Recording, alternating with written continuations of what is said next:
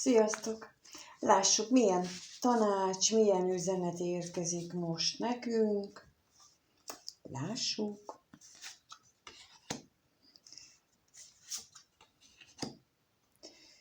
Jön a botok 10-es, az uralkodónő és a kelyhek királynője.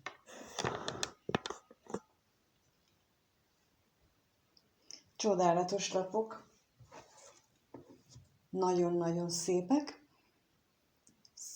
Ezek így elsőre a terhekről beszélnek nekem, hogy amelyeket cipelünk, magunkét és a másokét is időnként, az érzéseinkről, és hogy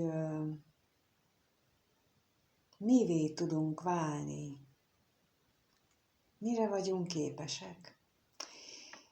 Jó, lássuk, hogy milyen kiegészítő információt kapunk ehhez.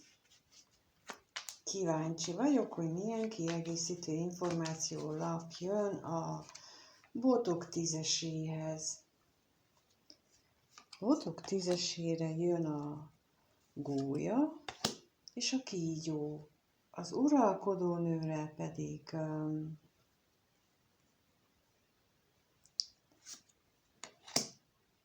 a virágcsokor és az egér, a kelyhek királynőjéhez pedig érkezik a nap és a kasza. Hát ez szép párosítás, mondhatom.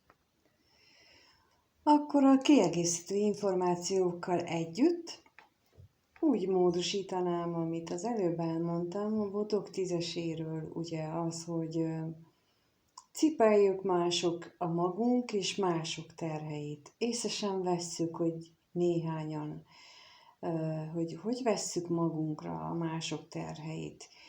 És vannak emberek, mindig szerintem mindenkinek a környezetében, akik meg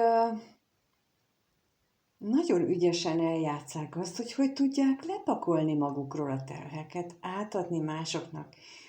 És ezt olyan természetességgel teszik, hogy észre sem veszi senki, hogy valójában ő nem a saját terhét cipeli, hanem a másikét.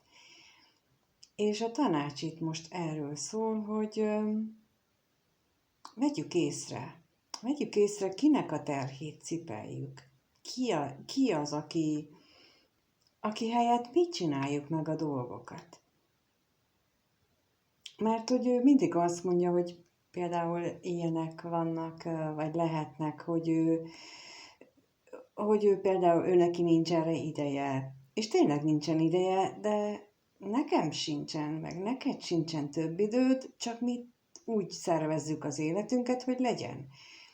Tehát, hogy erről beszélek, amikor önkéntelenül átvesszük a mások terheit, azt úgy vesszük át, hogy hát tényleg sajnálatra méltó, de nem azért, mert nem lenne rá képes, hanem azért, mert ő úgy intézi a dolgát, tudattalanul, de nem mondom, hogy rossz szándékból, hanem ezek az emberek többnyire úgy tapasztaltam, hogy ők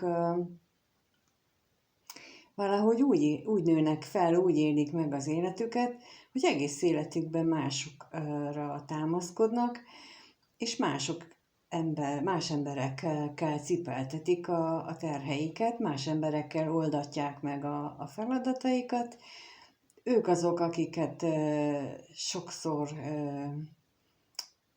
a környezetükben sajnálnak, mert hogy őt szegény mennyire sújtja az élet. Valójában gyakran nem is sújtja annyira, mint azokat, akik sajnálják őket, de ez a tapasztalatom, hogy így éljük meg. Úgyhogy ezekkel a lapokkal az a tanács mára, hogy nézzünk körül már az életünkbe, és próbáljuk meg csökkenteni a terheket, próbáljuk megosztani a terheket azokkal,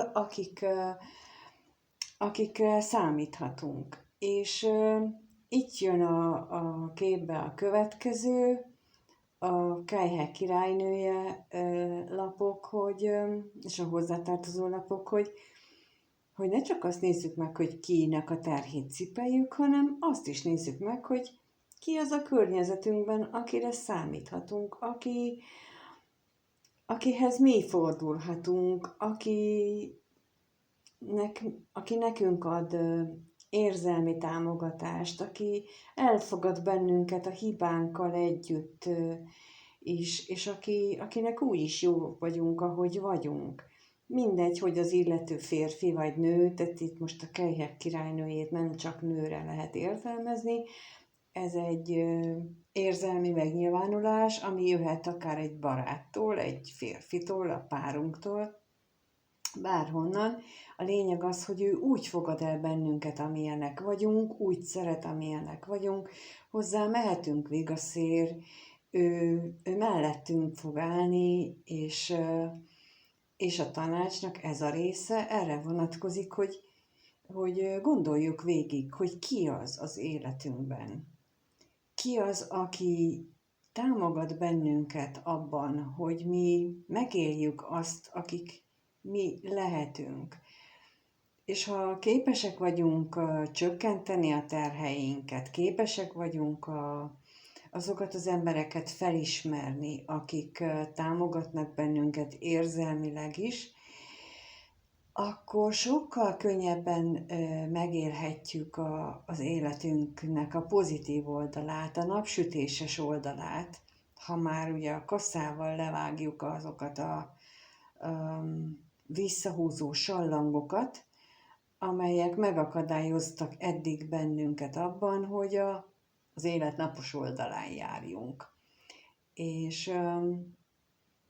a tanács mai nap erre vonatkozik, hogy keressük, hogy nézzünk szét, tudatosítsuk magunkban ezeket a dolgokat, mert először itt kell kezdenünk, hogy meglássuk, hogy mi az, ami hátráltat bennünket az életben, ki az, aki segíthet az életben, és utána, amikor már felmértük a gyengeségeinket, felmértük az erősségeinket, felmérjük a lehetőségeinket, akkor tudunk megindulni, és szélvész paripa módjára belevágni az életbe is, és a csodásabbik felét megtapasztalni.